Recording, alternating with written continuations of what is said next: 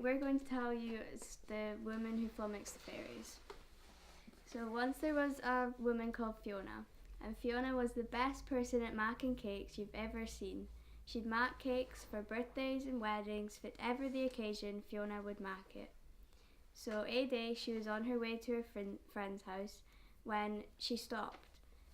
Suddenly she was surrounded by heaps of fairies, and if you've ever met Scottish fairies, you know they're never that kind. So all of a sudden Fiona felt herself falling, and she landed with a thud. She looked around her, and all she could see was pitch blackness. But when her ears had adjusted, there sitting in front of her was the Fairy King. And the Fairy King says, "Oh, you're Fiona, aren't you? I've heard you're the best person at making cakes ever. Would you mind making a cake for me?" And Fiona says, "Oh no, that's nae bother." So Fiona said, "Oh, I'll make you a cake, but I need my bowl first. Do you have a bowl?" And the Fairy King says, "Nah, I dinna have a bowl." And Fiona says, "Nah, that's nae bother. I'll just go up to my house and get a bowl for you." The Fairy King said, "No, you're not going anywhere. I'll send my fairy hordes up to your house and get you your bowl for you." So up they went, across the road, o'er the hill, and into Fiona's house, and grabbed Fiona her bowl and brought it back down to her. Next, Fiona needed a spoon, and again the Fairy King wouldn't let Fiona out to go get her spoon. So he sent his fairy hordes up, across the road, o'er the hill, and into Fiona's house, and grabbed Fiona the biggest spoon they could find and brought it back down to her. Next, Fiona needed some flour. And again, the Fairy King didn't have any flour that Fiona could have. So again, the Fairy King wouldn't let Fiona go, so they sent his fairy hordes up, across the road, o'er the hill, and into Fiona's house, and grabbed Fiona the flour and brought it back down to her. So once Fiona had all the ingredients she needed to make this cake, she began mixing.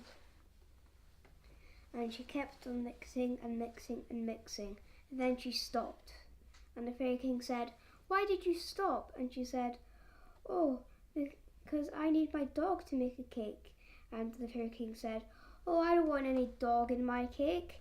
And Fiona said, "Oh, but just the dog pat his tail helps me get a good rhythm to stir.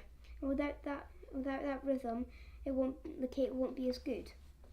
So the Fairy King sent up his fairy horse up across the road, o'er the hill, and into Fiona's house, and brought her the dog.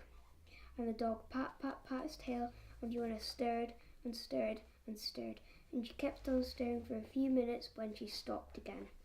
And the Fairy King said, "Why did you stop?"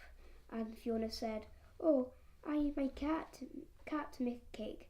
And the Fairy King said, "I don't want a cat in my cake." And Fiona said, "Oh, but it's the meowing helps me relax, and if I don't relax, the cake won't be as good." So the Fairy King sent his fairy horse up across the road, o'er the hill, into Fiona's house, and brought her cat. And then Fiona started to stir, and the dog pat his tail, and the cat meowed and meowed and meowed. And then Fiona stopped again, and she said, "I need my bear and I need to feed him." And the Fairy King said, "Oh, but why?" And Fiona said, "Oh, but I haven't fed him in ages. Can I just nip up to my house and do that?" And the Fairy King said, "No, you're not going anywhere." So he sent his fairy horse up across the road, o'er the hill, into Fiona's house, and brought her bairn.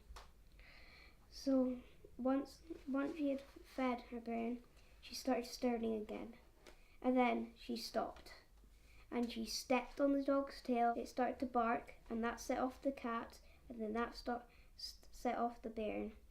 And then there was a racket, and all the fairies put their hands to their ears, and over all the noise, Fiona shouted, "The cake's ready to put in the oven." And then the Fairy King said, "Okay, you go and do that, but take everything else with you." That's exactly what Fiona did. And then when she got in, she still put the cake in the oven, and when it was finished, she put it at the entrance of the Fairy Kingdom, and she did that every week.